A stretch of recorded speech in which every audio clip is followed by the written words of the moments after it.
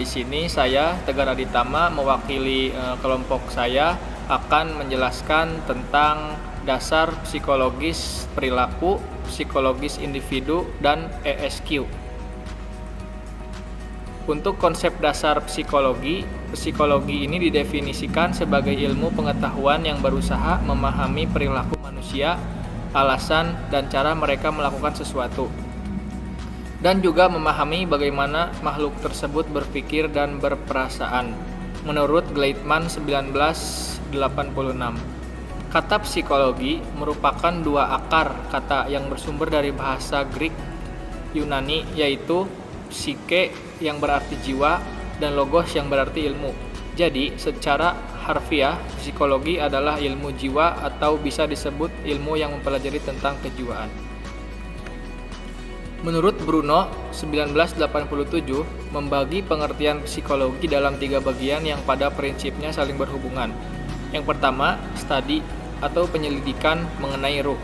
Yang kedua, ilmu pengetahuan mengenai kehidupan mental. Yang ketiga, ilmu pengetahuan mengenai tingkah laku organisme. Psikologi tidak mempelajari jiwa atau mental itu secara langsung karena sifatnya yang abstrak. Tetapi psikologi membatasi pada manifestasi dan ekspresi dari jiwa atau mental tersebut, yakni berupa tingkah laku dan proses atau kegiatannya, sehingga psikologi dapat didefinisikan sebagai ilmu pengetahuan yang mempelajari tingkah laku dan proses mental. Psikologi didefinisikan sebagai kajian tentang tingkah laku dan proses mental organisme. Tiga ide penting dalam definisi ialah scientific, tingkah laku, dan proses mental.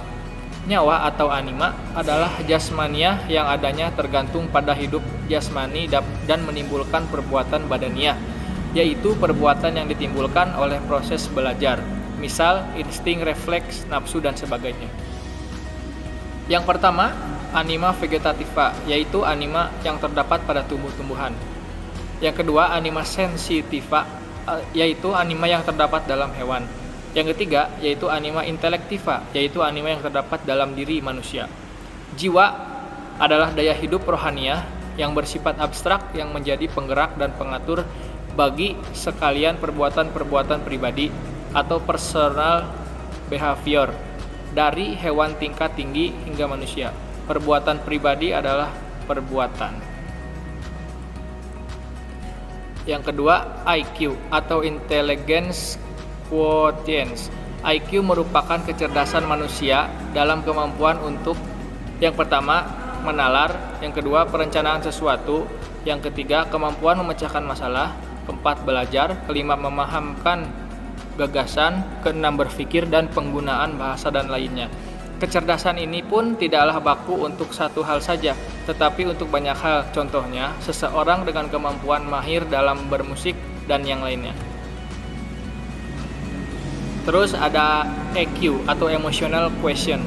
Kecerdasan emosional adalah kemampuan untuk mengendalikan diri sendiri, semangat dan ketekunan, kemampuan untuk memotivasi diri, dan bertahan menghadapi frustasi, kesanggupan untuk mengendalikan dorongan hati dan emosi, tidak melebih-lebihkan kesenangan, mengatur suasana hati, dan lain sebagainya. Selanjutnya ada SQ atau Spiritual Quotient. Kecerdasan spiritual atau SQ adalah kecerdasan jiwa yang dapat membantu seseorang membangun dirinya secara utuh. SQ tidak bergantung pada budaya atau nilai agama. Kecerdasan spiritual adalah kecerdasan yang berasal dari dalam hati, menjadikan kita kreatif ketika kita dihadapkan pada masalah pribadi dan mencoba melihat makna yang terkandung di dalamnya, serta menyelesaikannya dengan baik agar memperoleh ketenangan dan kedamaian hati. Kecerdasan spiritual membuat individu mampu memaknai setiap kegiatannya sebagai ibadah demi kepentingan umat manusia dan Tuhan yang sangat dicintainya. Kemudian ada ESQ, Emotional and Spiritual Quotient. ESQ merupakan sebuah singkatan dari Emotional Spiritual Quotient yang merupakan gabungan antara EQ dan SQ, yaitu penggabungan antara pengendalian kecerdasan emosi dan spiritual. Manfaat yang bisa didapat adalah tercapainya keseimbangan antara hubungan horizontal manusia dengan manusia dan vertikal manusia dan Tuhan. Selanjutnya yaitu untuk tips meningkatkan IQ. Yang pertama, makan secara teratur dan makan makanan yang banyak mengandung nutrisi untuk kesehatan otak. Istirahatlah yang cukup, tidur itu 8 jam setiap malam. Motivasi diri untuk selalu optimis dan hilangkan rasa malas. Selalu berpikir positif, kembangkan keterampilan otak dengan kegiatan puzzle, tebak kata, TTS, dan lain sebagainya. Serta batasi waktu yang tidak berguna, misalnya bermain secara berlebih. Untuk tips meningkatkan SQ atau spiritual quotient, seringlah melakukan mawas diri dan renungkan mengenai diri sendiri, kaitan hubungan dengan orang lain, serta peristiwa yang dihadapi. Kenali tujuan, tanggung jawab, hak, dan kewajiban hidup. Tumbuhkan kepedulian, kasih sayang, dan kedamaian. Ambil hikmah dari segala perubahan di dalam kehidupan sebagai jalan untuk meningkatkan mutu kehidupan. Kembangkan tim kerja dan kemitraan yang saling asih asuh atau jangan egois. Yang terakhir, belajar mempunyai rasa rendah hati di hadapan Allah Subhanahu wa taala dan sesama manusia. Untuk tips meningkatkan EQ, yang pertama, pahami dan rasakan perasaan diri sendiri.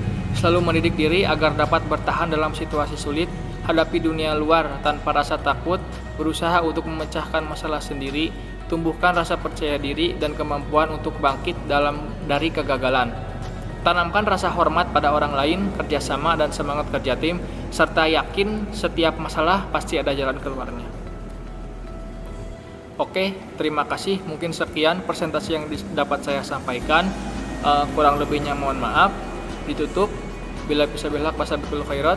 Assalamualaikum warahmatullahi wabarakatuh.